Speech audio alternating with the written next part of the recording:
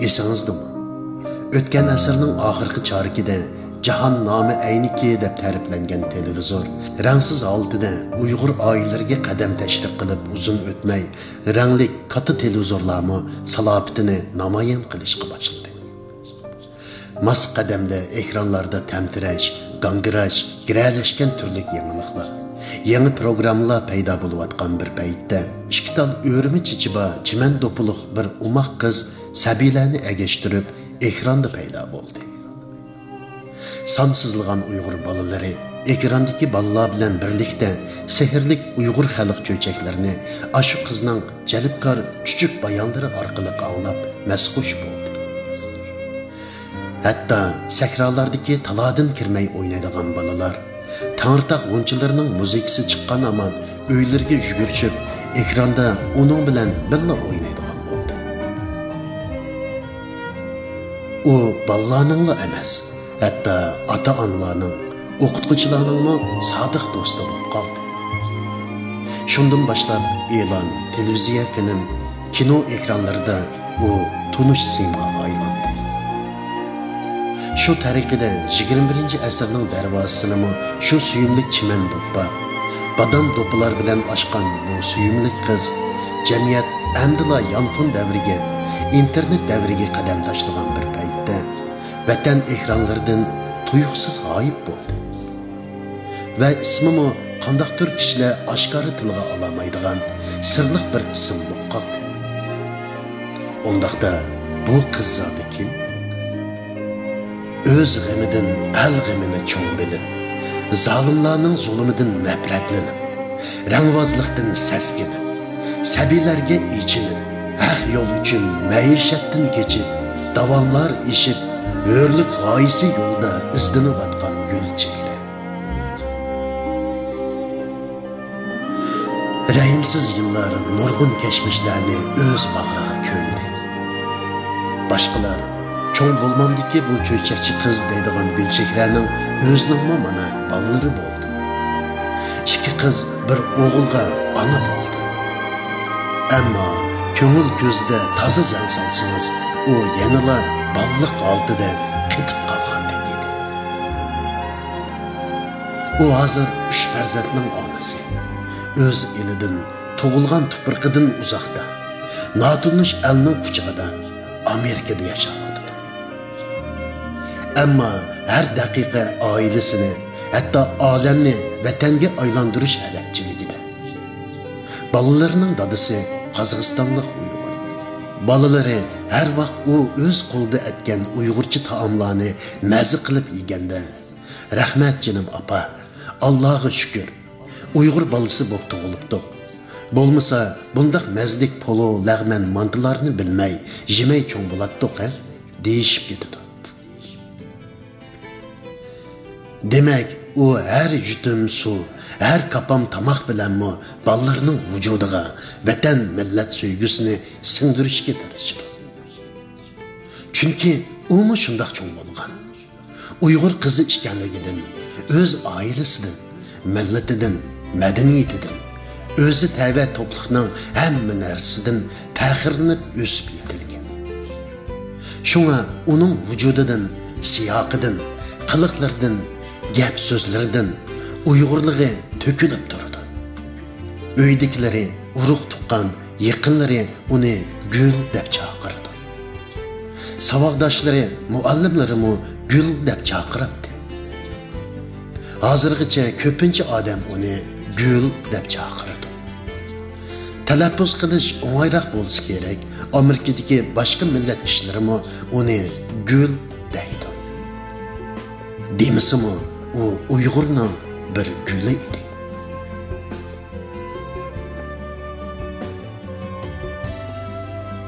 Yıllar o'tdi. O'z vaqtidagi sabiyalar cho'p-cho'ng odam bo'lib ketdi. Bizning gulmi o'sniga to'lib voyaga yetdi. Ammo her yurakda bir seg'inish o'ti yilimi yilinjaydi. Gulchehra hozirmi ashu beg'ubar bolalarni, ularning ko'ngillik dunyosini, o'zining o'zligini, Tanrı teg'i va uning g'unchilarini sevadi. 2001-yili 11-ayda Erkin Asiya radiosida uning tunji ovozi yangraganda, uning oilasidan boshlab barliq yaqin yo'riqlarining beshiga Xitoy hukumatining har xil shakldagi to'qmoqlari tegishga boshladi. Vatan tuproqlarida tunji arxeolog bo'lish sifati bilan ilm qarvinining oldida yurgan ham bir umr bu yo'lda yurak qinini sarf qilgan dadasi Abduqayim Xo'ja apandi bilan xonimining pasportlari musodara qilindi. Uning ekran hayotidagi barliq xotiralari g'oyib bo'ldi. Hurlik izlaguvchining atrofi hurсizlikka mahkum bo'ldi. Uning azoblangan, iztirob chekkan, puchilangan, ishkilangan kunlari bo'ldi. Ammo hech pushaymon qilmadi. Chunki sukut o'limga eng yaqin. U adolatsizlikka jar soldi. Xalqning ovozi bo'ldi. Uning ruhiyati uni Uyg'urning ovoziga aylantirib bo'lgan edi.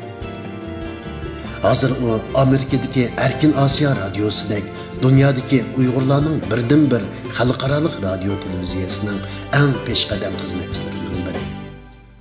Oliy darajalik muxbiri, televiziya riyosatchisi va rejissyori. U yana Uyg'ur televiziya sohasida tunji va birdan-bir hijobliq muxbir riyosatchi bo'lib qoldi. Bu uning kasbiy hayotidagi o'zidan eng faxrlanadigan tarafi. U bu haqda mundaq deydi: kishilarning nazarida turaqlashib qolgan simorimni o'zgartiradigan bu qarorni ilishimga 10 yillarcha vaqt ketdi.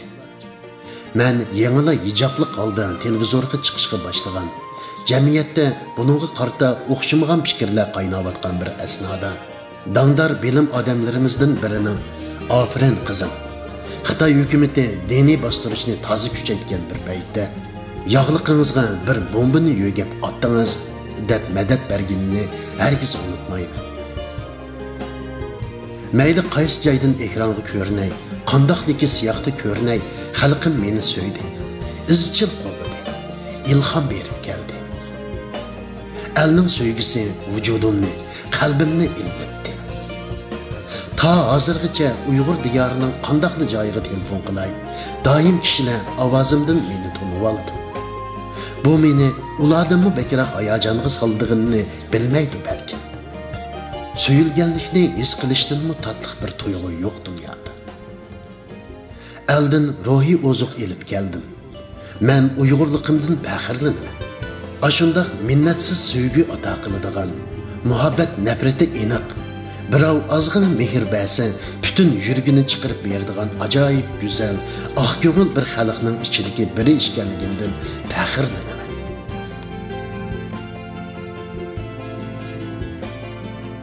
Endi gulning o'sib yetilish hikoyasiga kelaylik. Gapni yiltizidan, ya'ni oilasidan boshlaylik. 1973-yili 6-oyning 17-kuni Urumchidagi bir ziyoli oilasida bir buvaq dunyoga keldi. 8 yil farzand orzusida to'lg'angan ota-ona uchun Allohdan berilgan bu ne'mat butun jamiyatni olamcha suyundirdi. Uning ustiga u shu chaqda bu jamiyat ichida birdan-bir qiz navri edi. U xeyli yillargacha bu jamiyatning tanho erki malikasi bo'lib yashadi. Uzoq o'tmay enisi dunyoga keldi. Garchi malikimiz erki cho'ng bo'lgan bo'lsa-mu, enisiga ajoyib kuyimchan adi bo'ldi. U to'limi talaylik edi. Ya'ni bir umoq enisi va to'limi illiq bir oilasi bor edi.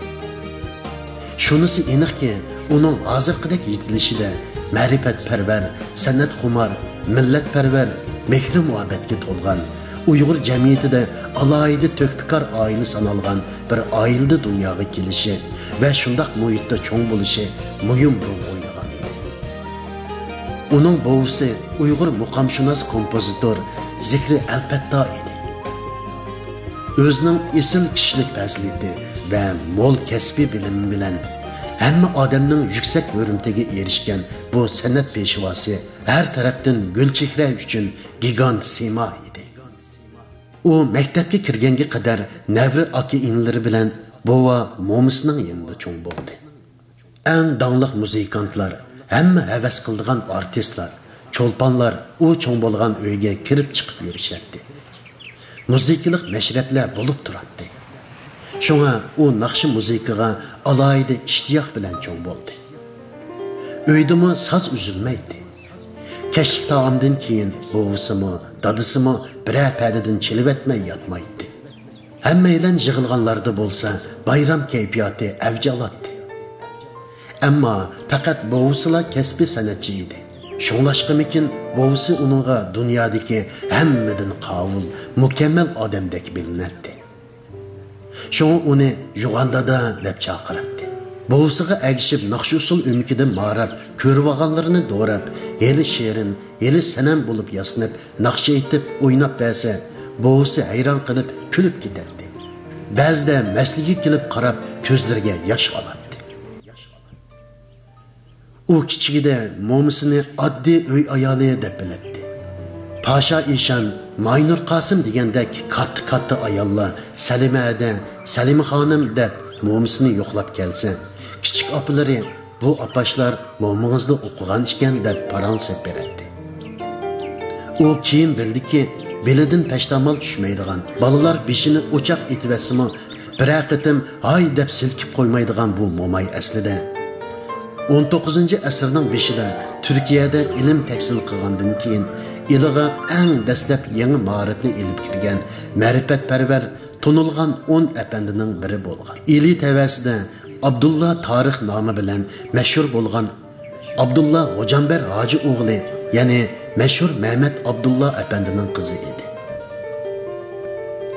Abdullah apandining Qashqar tarixi, Uyg'ur tarixi, İli tarixi degan kitoblarni yozganligi ma'lum bo'lsa-mu, lekin oldingi ikkisi qo'l yozma holatida yutib ketgan.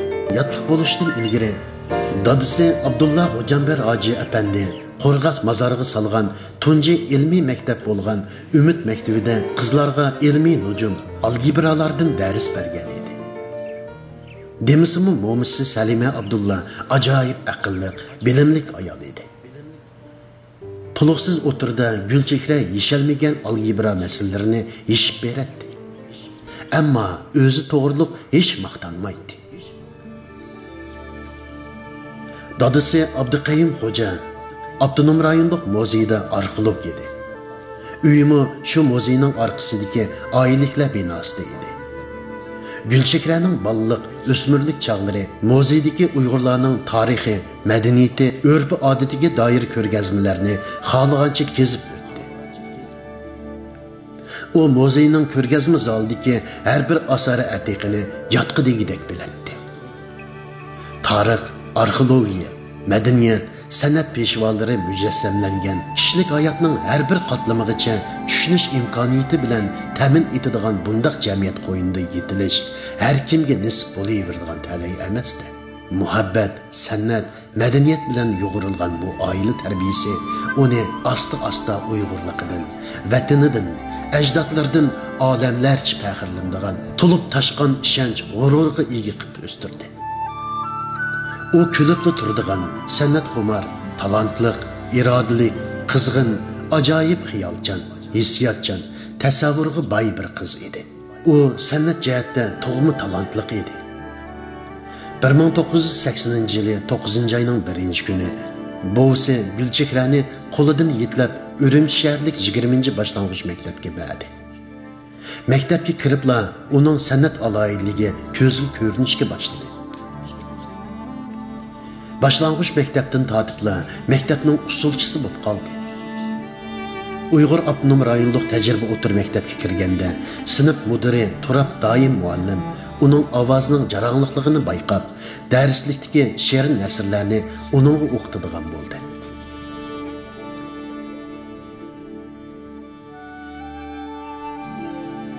Bu xil o'qish jarayonlari uning ijodiyat ilhomiga o't yoqdi.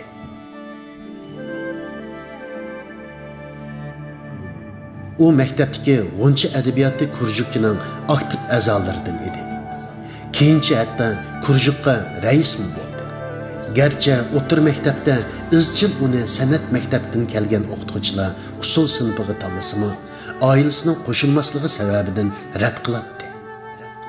Buning asli sababi buvisi Zikri Alpattaning Gülchehra davamlıq oqsun degan vasiyati edi. Bütün hayatını Uyghur xalqining san'at ishlariga atagan bu el suyer buvay navrisining ilmning o'zga shoxlaridanmi meva uzishini umid qilgan edi. Balkim u bu umoq navrisining vujudidan boshqalar his qilamagan talantni ko'rgandir. Yıllar o'tgandan keyin Gülchehra buning donolarcha qaror bo'lganligini real hayoti orqali his qildi. Lekin qiziq yeri, bovisi hech qachon uning havasini to'smagan. Hatto o'zi naqshlarni o'rgatgan, usul artistlarini ustoz tutib bergan edi. Shuningmi, u san'at talanti bilan boshlang'ich maktablardan tortib, har turli o'quvchilar san'at festivallarida, cho'ng-kichik sahnalarda, televiziya san'at faoliyatlarida ko'zga ko'rinib yetishdi. Tunji qatim Xinjiang televiziyasi o'rnashtirgan san'at musobaqalarida usul, deklamatsiya, xor turlari bo'yicha musobaqalarga qatnashib mukofotlandi. Ürümşehirlik o'quvchilar san'at festivallarida qara ko'zim, gulga qo'ngan kepenak usullari bilan birinchilikni oldi. Gülchehra o'rta maktabga chiqqanda dadasining kunlik xotir tutish odatini yetildirish talabi bilan qo'liga qalam oldi. Tadrijiy qalami pishib, to'liqsiz o'tirning 2-yilida Ürümchi kashlik gezitiga tanlangan ballar asarlari qatorida Mening cho'lpon yulduzim nomli nasri e'lon qilinib, kichik yozuvchi bo'lib qoldi. Deklamasiya va yoziqchilik musobaqalariga ko'p qitim qatnashib mukofotlar oldi. Gülchehra to'liq o'tirni natijalik tamomlab 1991-yildan 1996-yilgacha Xinjiang Pedagogika universitetining Til adabiyot fakultetida o'qidi. Universitetga kiribla birinchi qatimliq san'at ko'rikida birinchi bo'lib baholanib, ko'zga ko'rinishga boshladi. Birinchi yillikda oliy maktab o'quvchilarining 2 yilda bir navbat o'tkaziladigan san'at ko'rikida Bog'van qiz degan usuli bilan birinchi darajalik baholanib, keyin yana mamlakatlik ko'rikka tanlandi. 1992-yil noyabrda Yaponiya poytaxti Tokioda o'tkazilgan 7-navbatlik xalqaro milliy usul festivaliga mamlakat va Uyg'ur diyoridagi universitet o'quvchilari vakili sifatida qatnashib, oltin medalga erishib keldi. Va birdinla butun oliy maktablarning yulduzi bo'lib qoldi. O çağlarda Gülchehra chet elga musobaqaga chiqqan birdan-bir student edi. Xinjiang yoshları jurnali maxsus muqovasida uning suratini chiqarib, usulning parvonasi bor degan maqola bilan tanishtirdi. Uningdan keyin yana uda 2 navbat oliy maktab o'quvchilarining san'at festivalida eng yaxshi o'rinlash mukofotining sohibi bo'ldi.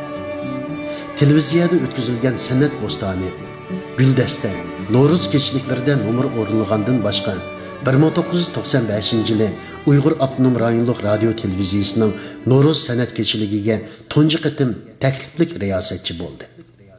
Va shundan e'tiboran uningda televiziya sohasiga qiziqish boshlandi.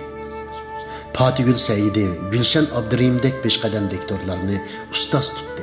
Ko'rkam Tangri tog'lari, Ay Nadan qatorliq bir qancha MTVda rol oldi. 1996-yili bakalavrlikni ilib o'qish bitirganda maktab uni ilib qolmoqchi bo'ldi.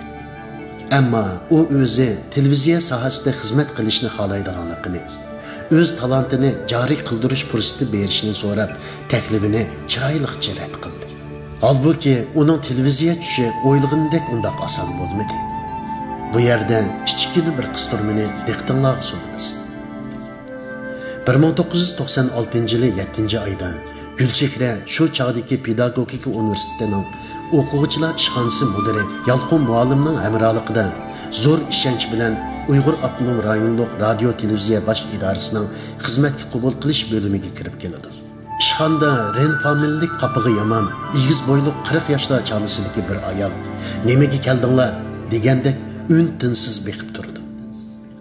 Bu chaqda Yalqin muallim biroz hayajonlangan holda, bu bizning pedagogika institutining eng aktiv a'lochi o'quvchisi Gülchehra. Biz uni asli 5 yildan beri maktabda ilib qolamiz deb tarbiyalagan. Ammo o'zi televiziyaga qiziqaman dedi. Uning orzusiga hurmat qilib ilib kelishim, Onun üstüge o'quvchi vaqtidan tortibla Uyg'ur Avtonom rayonluq televiziyasining programmalariga qatnashib kelgan. Maktab rahbarligimi bu ixtisosli talantli o'quvchimizning sizlarning sohada natija yoritishiga ishonamiz debla Gulchehraga qo'lidagi o'qish bitirish diplomi, bakalavrlik guvohnomalarini uningga berishni shart qildi.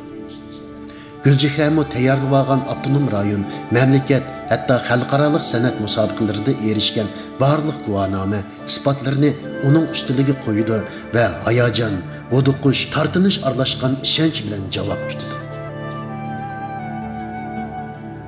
Afsus, Ren familiyalik Xitoyning bizga bu yil idoramizning farzandlaridan boshqa odam elish soni bermadi.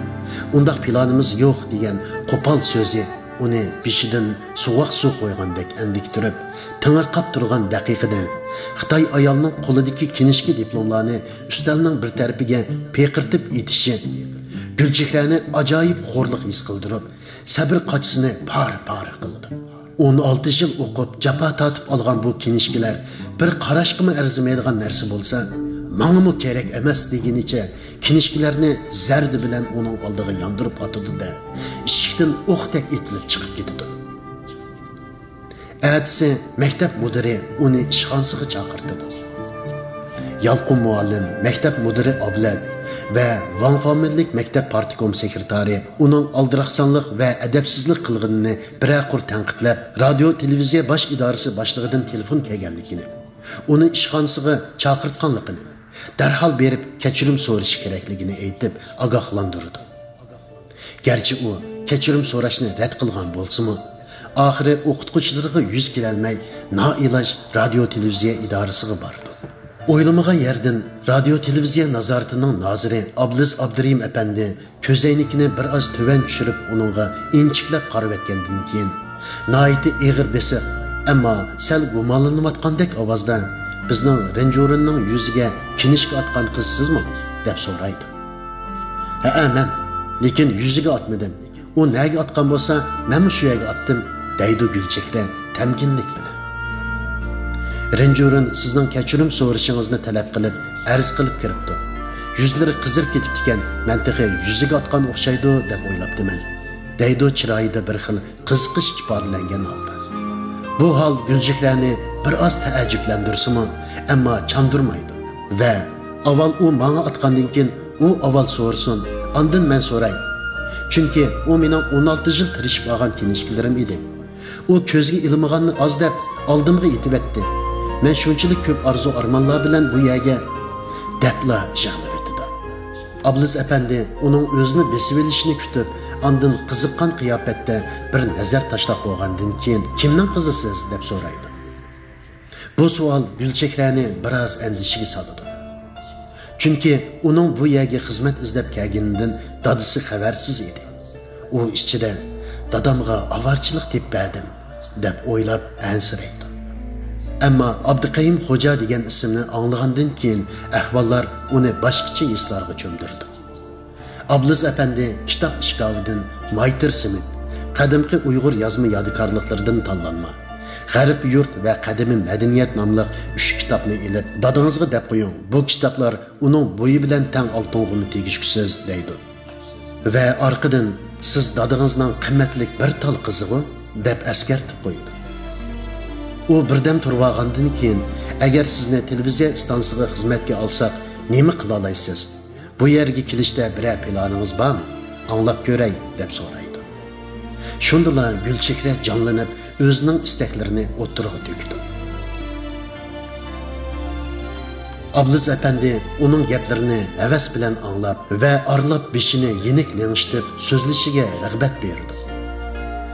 Birer soatdek suhbatdan keyin u bir parcha qog'ozga qisqagina bir nimalarni yozib, buni Uyg'ur Avtonom rayonluq televiziya stansiyasining san'at bo'limiga berib, bo'lim boshlig'i Xurshida G'upurga topshirdi.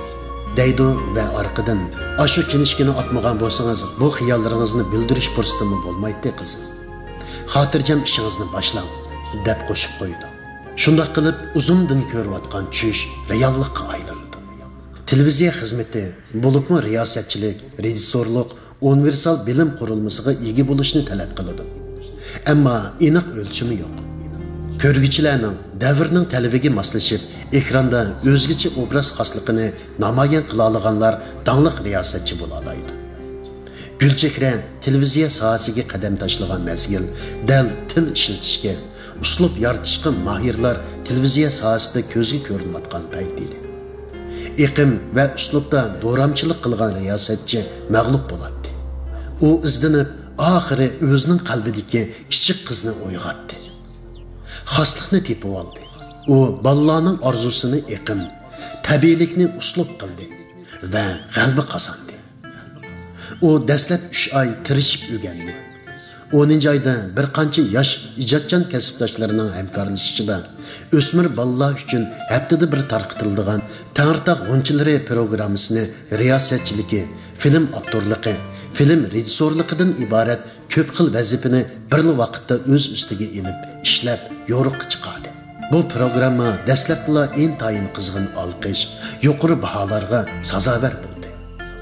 Bolalar adabiyoti, bolalar musiqalari, bolalar tarbiya xizmatlarini ishlagan ijtihotli ustozlardan o'rgandi. Ularning tavsiyalariga quloq soldi. Xalq eg'iz adabiyoti, klassik asarlarni berilib o'rganib, yangicha bir bolalar programmasini shakllantirishga tirishdi. Xalq eg'iz adabiyotidagi namunalar ichidan tanlangan cho'chak, masala bolalarning emas, ota-onalar va o'qituvchilarning qizg'in olqishiga erishdi. Balalardan to'xtamay xat kelishga boshladi. U jarayonda uning ketkizib qo'ygan taraflari bo'ldi. Bir kuni u do'stlarining chechini qisqa kesibsang, texmi kichik, umoq bo'lib ketsan degan so'ziga kirib, chechini kesib o'tdi. Kutilmagan yerdan dadasining sizni bundaq yengiltaklik qildi deb o'ylamabdiman. Bundaqmi mas'uliyatsiz bir qarorni qandoq oldingiz? Kimdan so'rab oldingiz? Sizga mansub emas. Sizning chechingizmi sizningla emas. Ko'gichilarning sizga agishayotgan Uyg'ur bolalarining chechi. Ularni do'rab chechini kessin. Sizning chechingiz Uyg'ur degan mushundaq chash qo'ydi, beshiga do'pi kiydi deb qizlarni tarbiyalayotgan ota-onalarning, millatning chechi. Bu bir obraz. Uyg'ur qizining obrazini buzishga nima haddingiz? Her bir ish harakatingizda mas'ul bo'lishni o'rganing degan ochiq tanbehga uchraydi.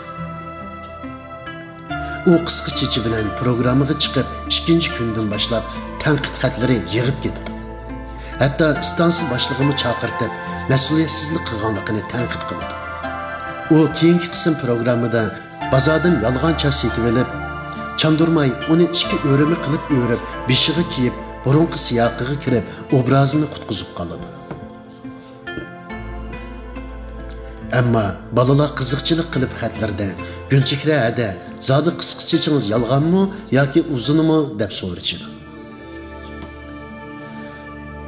Nazoratning yillik baholashida nazorat va stansiya boshliqlari alohida uning ismini atab, mushundaq talantli ixtisos egilarini ko'paytirish kerakligini ta'kidlashdi. Shunday qilib, qisqa vaqt ichida u Uyg'ur bolalarining tunji televiziya riyosatchisi bo'lib qoldi va Tarim G'unchilari jurnalida tunishtirildi. Şinjan televiziyasida qo'sh tilda A darajalik riyosatchi bo'lib, televiziya rejissorligiga ko'tarildi. Ustoz rejissorlardan kamtarlik bilan ta'lim olib, kundan kunga pishib yetiladi va programmalarga, cho'ng tipdagi kechiliklarga riyosatchilik qiladi. Hatto o'z oldiga film ishlaguvchi ham film rejissori bo'lib, nurg'un filmlarni ishlaydi. Xitoycha tili bir qadar yaxshi bo'lg'achqa, Xitoy o'lkalari bilan stansiyaning hamkorlashgan film va kechiliklariga Markaziy televiziyasining cho'ng tipdagi birlashma film va kechiliklariga taklif bilan ishlab, keng doirada tunildi. Balla bayrami kechiligi uchun riyosatchilik qilib ishlagan programmalari 4 yil uda mamlakatlik Tulpar mukofotiga, avtonom rayon darajalik televiziya programmalarini baholashlarda nodir film mukofotlariga erishdi. Bu yerda bu xil natijalarning hammasini bir ko'rsatish hojatsiz. Rejissorlar uning aktyorlikdagi talantini ko'rib, kinolarga taklif qiladi va u Mayraning hasrati, Temir otliqlar deganda qismli televiziya filmlarida rol oladi. E'tiborga ilingan siri, ko'zga ko'ringan siri Gulchehraning yo'li ravonlashdi. Uyg'urlar orasida emas, Xitoy o'lkalarining televiziyalarida Uyg'urlarga vakil bo'lib riyosatchilik qildi. Markaziy televiziyasining millatlar madaniyatiga, dehqonchilikqa oid maxsus sahifalariga riyosatchi, muxbir bo'lib qatnashdi. Xizmat munosabati bilan Tangriteg'ining janub-shimolidagi har bir yezi mahalla o'tanlargacha berib, Uyg'ur xalqining madaniyati, urf-odatlari, real hayoti bilan uchrashib, o'zini va xalqini tushunish, tunish fursatiga ega bo'ldi. Bu arada hatto Bington maydonlari, Xitoy shaharlariga berish fursatlari bo'ldi.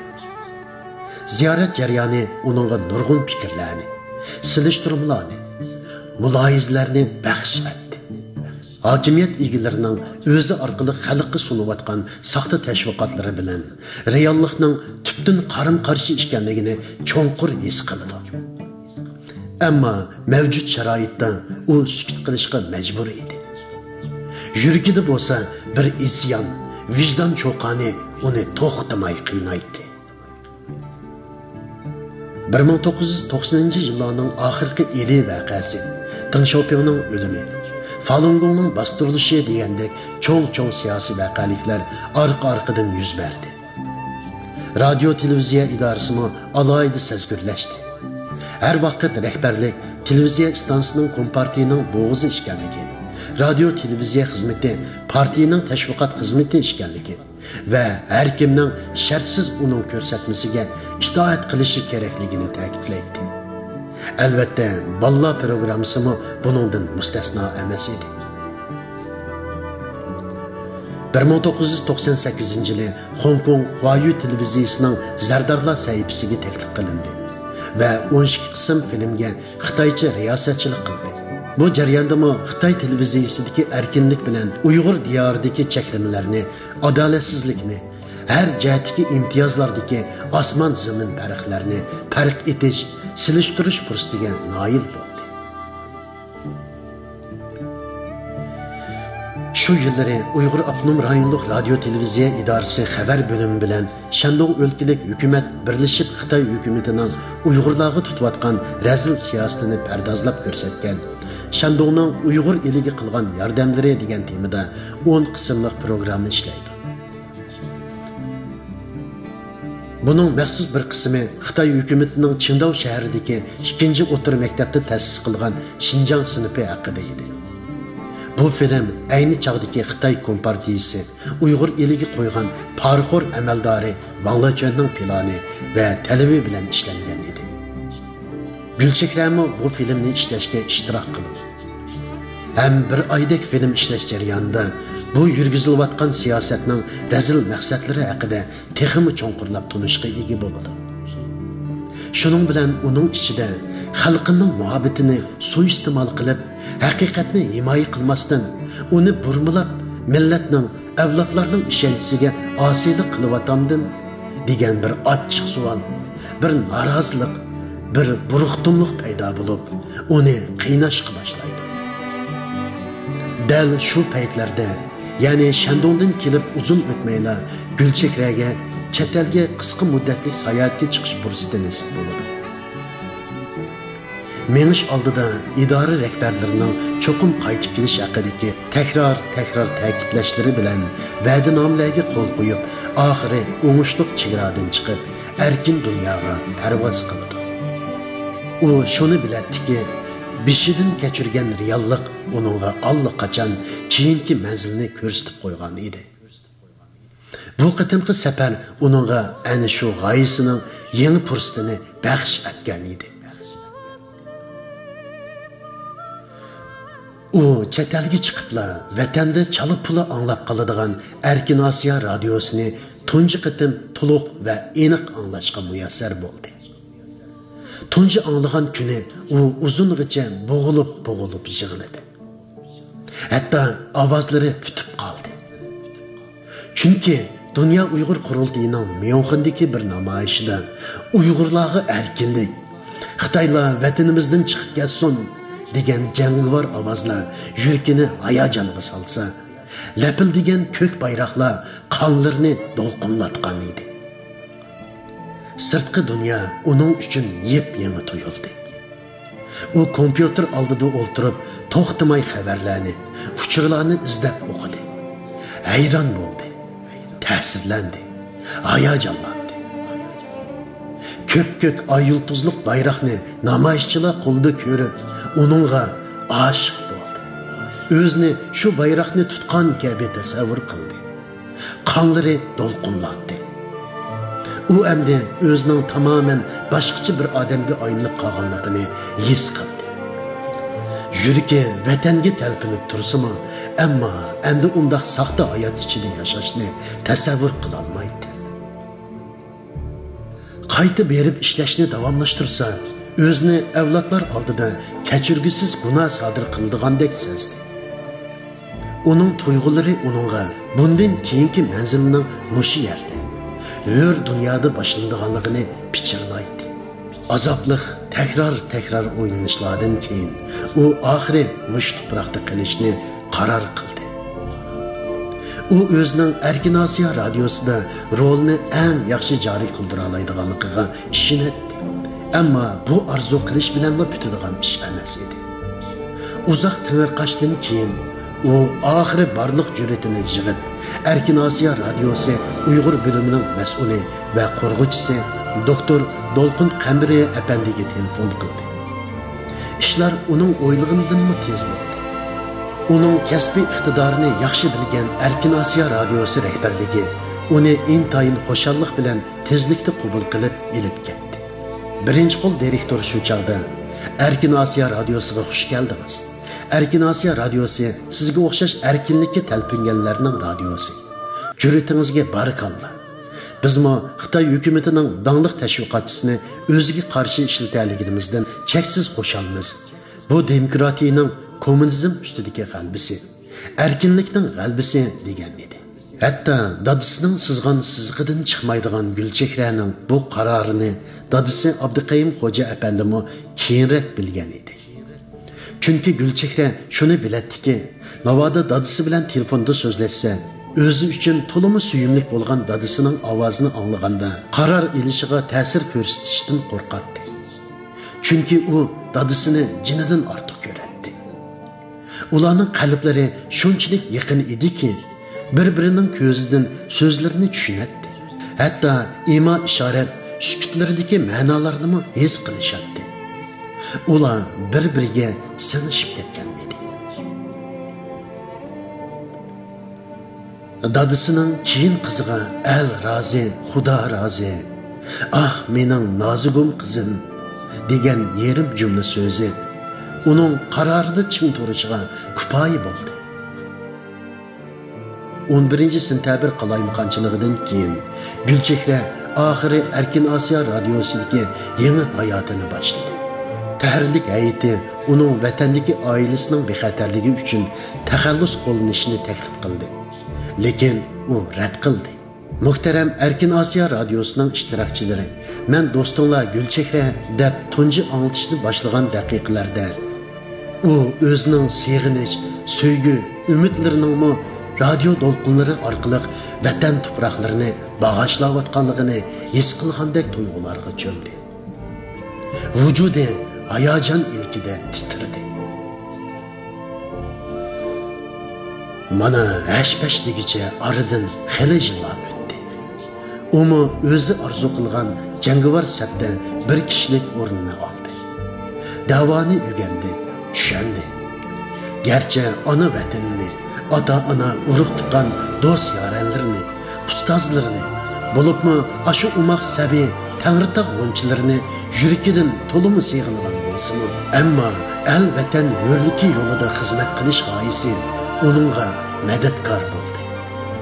U xizmatga tushibla ishni o'z tajribalarini yangi o'rinda tatbiqlash bilan boshladi. Chunki Erkin Osiyo radiosi chet eldagi Uyg'urlar uchun yangi bozliq edi. Har kim o'z tirishchanligi bilan ishlarni yurgizadi. Ammo haqiqiy kasbiy xodimlar yetarsiz edi. U tashabbuskorlik bilan programmalarni boshlash, mazmunlarning orliqida nimalarni o'rinlashtirish qatorliq bir qism jihatlarda fikrlarini berib, o'zi boshlamchi bo'lib, yangiliklarni qo'shdi. Berilgan xabarlarning chinligi, amaliyatchanligini yana bir baldaq ko'tarish uchun Erkin Asiya radiosida u tunji bo'lib vatan bilan telefon suhbati ilib berib, xabar ishlab futuq qozandi. Keyincha bu umumlashib asosiy iqimga aylandi. Uyg'ur o'rtaq talaffuzida xabar o'qish, riyosatchilik bilan diktorlik uslubini unumli giralashtirish uning xos o'zgichiligi edi. Davr taraqqiyoti kishilarga turli imkonlarni sunish bilan tang mos qadamda ilgirlashni talab qiladi. Bo'libmi insoniyat jamiyati elektronlik uchur davriga qadam tashlagan bugungi kunda bu xil o'zgarish to'limi tez, raqobat to'limi keskin. Turli ijtimoiy aloqa vositalarining uzluksiz maydonga kelishi radio televiziya sohasiga to'xtamay qirislarni etdi. Bu nuqtani cho'nqur his qilgan Gulchehra bu jihatda ko'p izlandi va tunji bo'lib naq maydondan xabar berishni sinaq qilib natija qozondi. U yana tunji bo'lib ijtimoiy taratqularning vositalik rolidan unumli foydalanib, tashviqot xizmatining qoplanish doirasini kengaytirishga kuchidi. U buning bilan to'xtab qolmasdan, atrofliq o'ylanib, plan tuzib, idora rahbarligining qo'shilishi bilan tunji bo'lib Ochil televiziyasini ishlab yo'lga qo'ydi. Hamda tezla ko'rurmanlarning yoqtirishi va olqishiga erishdi. Navbatda u bu programmani texmi jalbkor qilish uchun tirishmoqda. Gulchehra kasb yo'lidagi pidokor bo'lib qolmasdan, adolat uchunmi ishkilanmay ko'krak karguchi. 5-iyul Urumchi voqeasidan keyin izdiraksiz g'oyib bo'lganlar qatorida o'g'lining berikini qilgan Fatgul G'ulam xonimning boshiga kelgan dard alam, ig'ir besim, külpetler tashqi dunyoda kuchli inkaslarni paydo qilsa-mu, ammo Xitoy hukumati texmi g'aljirlashib, uni turmaga tashladi. Bu zulm va adolatsizlikka qarshi turib, begunoh onani qutuldirish uchun atlanganlar qatorida Gulchehra bor edi. U o'z o'rnidan unumli foydalanib, Fatgul G'ulam haqidagi uchurlarni imkonining yetishicha dunyoga oshkorlab turish bilan birga torda Fatgul G'ulamni qutqizish uchun imzo to'plash faoliyati uyushtirdi. Izchil va qat'iy holda ilib berilgan tirishchanliklar natijasida Fatgul G'ulam oxiri turmadan qo'yib berildi. U ana shunday hayotning har tarafiga tang nazar silishga tirishadigan fidokor, mehribon, haqqoniyatchi Uyg'ur qizi. Vatandan ayrılgan vatan aşıkları düşüdümü vatanga berib düşeydi. Uyg'unib yig'laydi. Bu tushni tekrar ko'rib yashaydi. Bu iztirab, bu hijronni yengishga kuch-quvvat nadin keldigandu deb o'ylaydigansiz. Gulchehra buningdan mustasno emas. U doim vatanni tushaydi. Hijron o'tida to'lg'inidi. Vatansizlik dardini tortayotgan har bir inson buni bakmi yaxshi tushunadi. Ammo u buning bilan umidsizlikka tushmaydi. U o'zining qadrdan hamroyi va suyimlik bolalari bilan qurib chiqqan kichkina bir vatani, oilasi bilan qalb yorlariga malham surkabdi. U bu kichik territoriyada ona vatanining ixcham modelini qurib chiqqan edi. Balalarga o'zining balliq hayotini, mahallasini, tunish kishilarni, bova mo'mlarni, vatan tuproqlarini, hatto o'ynagan o'yinlardan yegan tomoq, ketigan mevlargacha so'zlab berdi. Ham cho'qim bir kuni sizlarni ilib vatanga ketamiz deganni takrorlaydi. Balalarmi vatanning gapini anglashga yerisman. İnsan üçün ümidning roli ajoyib zo'r. Ümid insonni har bir kunni hayajon bilan xo'shal kutilishga undaydi.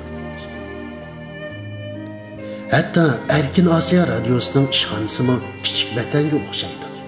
Butunlay tunish odamlar, Uyg'urning chiroyi, Uyg'urning tili, qiliqlarmi Uyg'urcha. Kunda yangi to'yg'u, yangi xabar, yangi ruh. Gah xalq g'amiga tang yig'lasa, gah ular bilan tang kulishidi. Azobmi bor, baxtmi bor. Uni eng suyundirdigini, garchi oradan yillar o'tsimi, ziyorat ehtiyoji bilan vatanga telefon qilganida kishilarning uni ovozdan tanib olishi. Demek o şunu his qildi ki, xalq uni unutmaptı.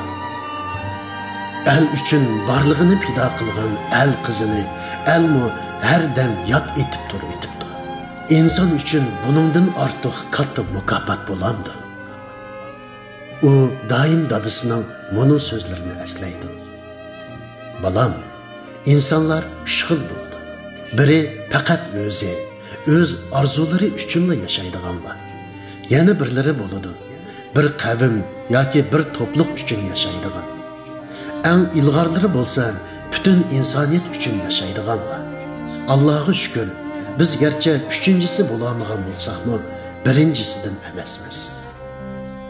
Umu dadisidek, bo'g'lirdek yashashga tirishib keldi. Shunisi aniqki, u allaburun ikkinchi hayotni boshlab bo'ldi.